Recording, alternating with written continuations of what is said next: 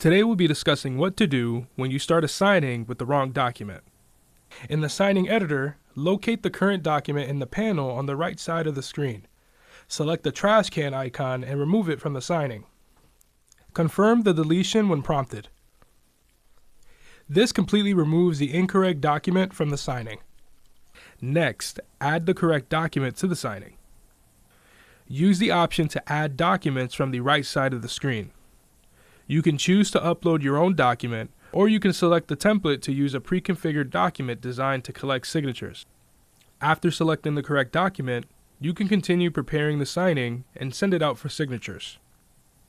That's all for this tutorial. Thanks for watching. If you have questions or need help, feel free to contact SmartMLS support at 203-750-6000 or by email at support@smartmls.com.